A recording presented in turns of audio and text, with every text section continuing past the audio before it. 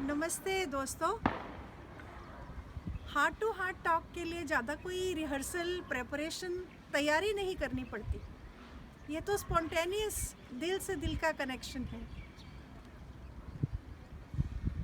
कल एक व्यूअर का मैसेज आया कि आप एक्सेप्टेंस के ऊपर कुछ बोलिए। मेरा जीने को बिल्कुल भी मन नहीं चाहता और अपने मन की बात किसी से कह भी नहीं सकते हैं।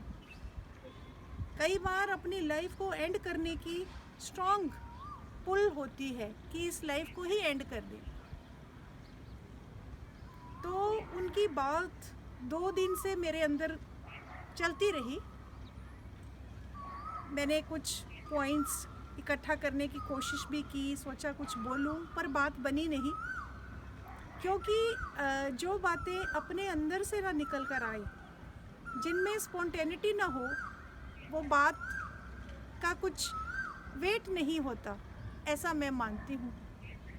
तो फिर मैंने अपना लाइफ के एक्सपीरियंसेस को उलट पलट करके देखा और पाया कि 4 चीज़ें हैं जहाँ पर हमने बहुत इन्वेस्टमेंट की होती है। 4 एरियाज़ हैं जहाँ पर हमने बहुत स्टेक किया होता है। वो क्या है 4? एक है नंबर 1 पे हमारी फैमिली और फ्रेंड्स, यानी हार्ट कनेक्शंस, जिनसे हम दिल से जुड़े होते हैं। फिर हमारे फाइनेंसेस, मनी मैटर्स, हमारा घर बार, प्रॉपर्टी, गहना, धन, ज्वेलरी, वो सब। और आगे चल के एक बड़ा इम्पॉर्टेंट हमारा एरिया होता है हेल्थ।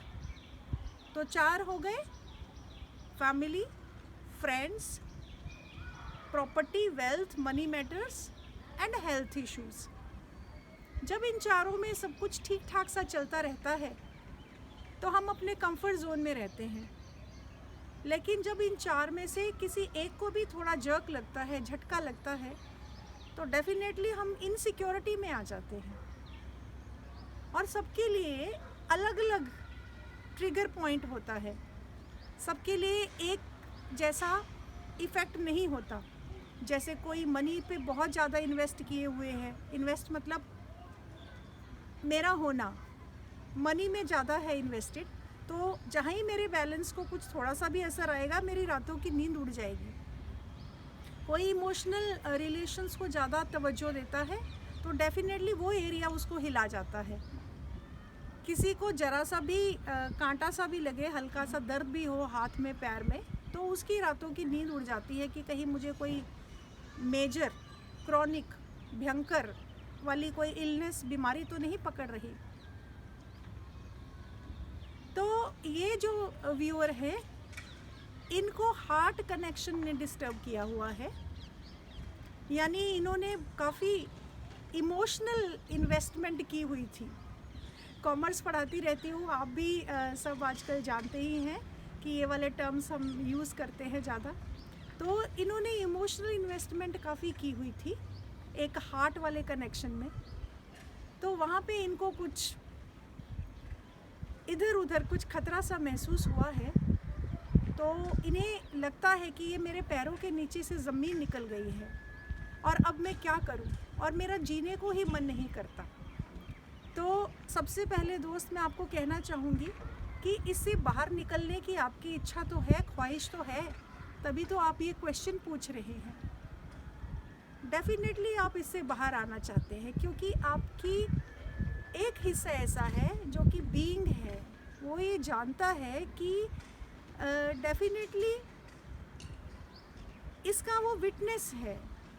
जो आपका बीइंग है वो ये जानता है कि ऐसा भी कुछ नहीं है कि मैं सुसाइड करूं, लेकिन आपका माइंड आपको कंट्रोल कर रहा है, आपको ओवर पावर कर रहा है और आपको पुल कर रहा है कि वो आप अपनी लाइफ को एंड कर दें, क्योंकि अब जीने में क्या इंटरेस्ट रह गया है।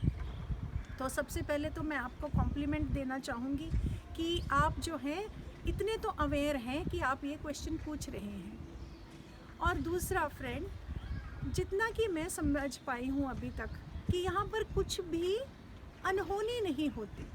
ऐसा कुछ नहीं होता कि जो नहीं होना चाहिए था और हो गया। आप भी हुक्म को मानते हैं, यानी उसकी विल को मानते हैं, यानी यूनिवर्सल विल को मानते हैं, यूनिवर्सल लॉ को मानते हैं, सभी मानते हैं और मैं भी मानती हूँ। लेकिन हम भूल जाते हैं। तो क्योंकि हम सब यहाँ पे को ट्रैवलर हैं, सब फ्रेंड्स हैं, अगर एक भूल जाए तो सब मिलके उसको याद कराएं, भाई तुम भी कोई अनूठे नहीं, इसी ग्रैंड डिज़ाइन का हिस्सा तुम भी हो और हम भी हैं। अनहोनी कुछ यहाँ होती नहीं, जो भी होता है उसके पीछे एक चेन होती है। वो चेन जो होती है उसमें हमारा भी कंट्रीब्यूशन रहता है।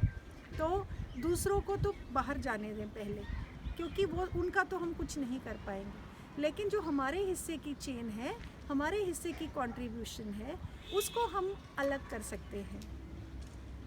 तो अनहोनी तो ऐसी कुछ नहीं हुई, जो होना था वही हो गया। अब लेकिन क्या आप कंपेल्ड हैं कोई इंस्पायर्ड एक्शन ना लेने के लिए? नहीं, ऐसा कुछ नहीं। एक्सेप्टेंस का ये मतलब नहीं है कि अगर आप मिजरेबल हैं तो मिजरेबल ही बने रहें। आप कॉन्शियस एफर्ट कर सकते हैं अपनी इस सिचुएशन से बाहर होने के लिए। असल में आप बाहर ही हैं, बट आपने अपने को इतना ज़्यादा आइडेंटिफाई किया हुआ है, सिचुएशन से, घटना से इतना ज़्यादा अटैच किया हुआ है कि उससे अपने को अलग होके हट के देख नहीं पा रहे। तो सबसे पहले तो अपने को थोड़ा सा एक स्पेस दें, क्योंकि जो एक गैप आप चेन में क्रिएट करेंगे, ऐसी बात कहते, मुझे वो बच्चों वाली वीडियो याद आ गई जो कोरोना के लिए गांव के एक बच्चों ने बनाई है, कि वो ईंट एक ईंट को गिराते हैं तो सारी ईंट गिरती चली जाती हैं और बच्चे बीच में से एक ईंट को हटा देते हैं, तो उससे वो साइकिल टूट जाता है और बाकी की ईंटें जो हैं वो बच जाती हैं। तो ऐसे ही ये जो मेंटल वायरस है, ये भी चेन बनाता है, एक थॉट, दूसरी, तीसरी, चौथी, पांचवी, फिर लगातार एक सीरीज़, एक श्रृंखला चलती है। आप ज़रा कॉन्शियस होकर कुछ एफर्ट करके एक चेन को बाहर निकालिए। जब भी आपको ओवर पावर करती है तो एक गैप क्रिएट होगा, उस गैप में एक स्टिलनेस होती है, एक शांति होती है। मुझे पता है कि आप भी सेल्फ पाथ पे हैं, तो ऐसा आप कर पाएंगे। उसके बाद डेफिनेटली मुझे कुछ कहने की ज़रूरत नहीं पड़ेगी अगर आपने बस वो एक स्टेप उठा लिया। और दोस्तों, बात करें अगर एक्सेप्टेंस की, तो डेफिनेटली जो भी हमारे आसपास होता रहता है उसको एक्सेप्ट करना वो हमारे ही फेवर में है। जैसे कि अगर हवा चल रही हो, बहुत तेज़ हवा चल रही हो, तो जिस डायरेक्शन में हवा है, अगर मैं उस डायरेक्शन में साइकिलिंग करूं तो मुझे ज़्यादा एफर्ट नहीं करने पड़ते हैं, क्योंकि I am flowing with the flow. लेकिन अगर हवा उल्टी डायरेक्शन में चलती है और मैं दूसरी डायरेक्शन में जाना चाहती हूँ, तो हवा की तरफ से मुझे बहुत रेजिस्टेंस आती है, मुझे बहुत एफर्ट करना पड़ता है।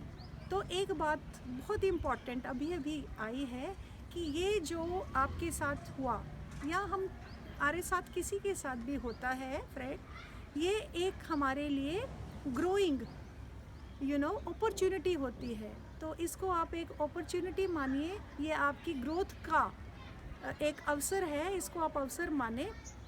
क्योंकि जब आप बहुत कंफर्टेबल थे, कंफर्ट जोन में थे, डेफिनेटली आपने अपनी ग्रोथ के बारे में तब नहीं सोचा था, इतना एफर्ट कभी नहीं किया था। लेकिन अब जब आपके पास ऐसी सर्कमस्टांसेस आए हैं, ऐसी परिस्थिति बनी है, तो आप हाथ पैर मार रहे हैं। तो ये नेचर का एक तरीका है हमें अवेयर करने का, हमें जगाने का। एक फोर्स, एक प्रेशर से ही नेचर हमें अवेयर कर सकती है।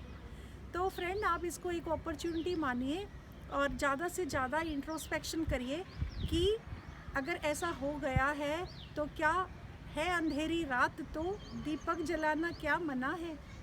और एक बहुत अच्छी बात, हमारे पुराने एक स्कूल में मैं जॉब करती थी, वहाँ प्रिंसिपल कहा करते थे, कौन कहता है आसमान में छेद नहीं हो सकता है, एक पत्थर तो तबीयत से उछालो यारो। तो जब आपने इतना एफ़र्ट लिया है कि ये क्वेश्चन पूछा है, तो अब आप एफ़र्ट पूरी तबीयत से करिए कि मुझे इससे बाहर होना है। ये एक लेसन है, एक लेसन है ये। यहाँ पे कुछ नहीं और मिस्टेक्स वगैरह कुछ नहीं, ना किसी की ना हमारी, बस एक लेसन है। अगर हम इस क्लासरूम में जहाँ पे अभी प्रेजेंटली हम हैं, मैं तो ऐसा मानती हूँ कि रोज़ रोज़ हमारी टेस्टिंग होती है, सुबह से लेकर रात तक टेस्टिंग चलती है, ना जाने कितनी बार। क्यों बार बार होती है एक ही चीज़ की टेस्टिंग? क्योंकि हमने वो लेसन अच्छे से सीखे नहीं होते। और स्कूल में तो अगर हम 33% भी ले लें तो भी प्रमोट हो जाते हैं, फेल भी हों 2-4 नंबर दे के पास करके बच्चों को आगे चढ़ा देते हैं। पर ये यूनिवर्स में कोई मिस्टेक इस तरह की नहीं होती। जब तक वो हमारा लेसन पक्का नहीं हो जाता तो कुदरत हमें बार बार वैसे ही लेसन से गुजारती है। अगर इससे बच के भागेंगे तो किसी और फॉर्म में आ जाएगा। आपने हेल्थ का इशू सहन कर लिया, प्रॉपर्टी बिजनेस सहन कर ली, पर हार्ट पे आके आप नहीं कर पाए, तो ग्रोथ तो हो रही है ना। डेफिनेटली दिल तो ज़्यादा ही नाजुक है, फ्रेजाइल है। पैसा तो फिर भी कमाया जा सकता है और हेल्थ भी अच्छी मेडिसिन से, ट्रीटमेंट से मिल ही जाती है, बट दिल के मामले थोड़े नाजुक से हुआ करते हैं। तो अब आप इस अग्नि परीक्षा से गुजरने को तैयार हुए, इस ऐसी टेस्ट से गुजरने को तैयार हुए, तभी कुदरत ने आपको ये एग्ज़ाम दिया है। तो अब आप इसको क्लियर कर जाइए और आगे आगे नए नए पायदानों पे, नए नए स्टेप्स पे चढ़ते चले जाइए। ये सबकी कहानी है, ABCD, कोई भी इससे अछूता नहीं। और जिन लोगों के लिए आपके मन में ग्रज है, रेवेंज है, आपको क्या लगता है कि वो क्या इस टेस्टिंग से बाहर हैं? हो सकता है वो आपसे भी ज़्यादा स्ट्रॉन्ग टेस्टिंग में से निकल रहे होंगे इस समय। ऐसा हम नहीं चाहते कि किसी के साथ भी ऐसा हो, लेकिन डेफिनेटली हम सभी को अपने अपने लेसन्स तो मिलते ही हैं। ये कुदरत का ऐसा शानदार अरेंजमेंट है कि हम कोई भी यहाँ पे चालाकियों से बच नहीं सकते, चाहे मैं हूँ या आप। यहाँ पे तो सबके साथ जस्टिस होता है। यहाँ पे कोई ऐसी कैलकुलेशन एरर, कोई टेक्निकल एरर, कोई इस तरह के कोई मिस्टेक्स यहाँ पे नहीं होते हैं। तो बस बात को यहीं पे ही सम अप करते हैं। एक्सेप्टेंस जो हुआ हो गया। और मुझे गीता से आजकल ये लाइन बहुत इंस्पायर करती है और बहुत पीस मिलने आती है, क्योंकि हमारे आसपास आजकल सर्कमस्टांसेस ही ऐसे हैं। जो हुआ अच्छा हुआ, जो हो रहा है अच्छा हो रहा है, जो होगा अच्छा ही होगा। कोई क्यों मेरे साथ अन्याय करेगा, मेरे साथ इनजस्टिस क्यों होगा? डेफिनेटली कहीं ना कहीं बस मुझे अपनी नज़र बदलने की ज़रूरत है। यहाँ पे कुछ भी ऐसा नहीं जो मेरे खिलाफ़ कॉन्स्पिरेसी है, मेरे खिलाफ़ षड्यंत्र है। मैं भी तो इसी डिज़ाइन का एक हिस्सा हूँ, तो इसी पूरी श्रृंखला की एक कड़ी मैं भी तो हूँ।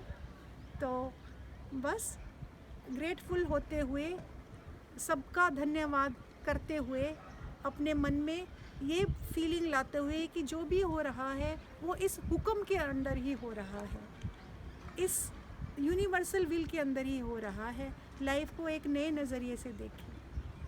हो सकता है ऐसा, डेफिनेटली हो सकता है। Thank you very much. नए नए फ्रेंड्स जुड़ते चले जा रहे हैं सोल फैमिली में।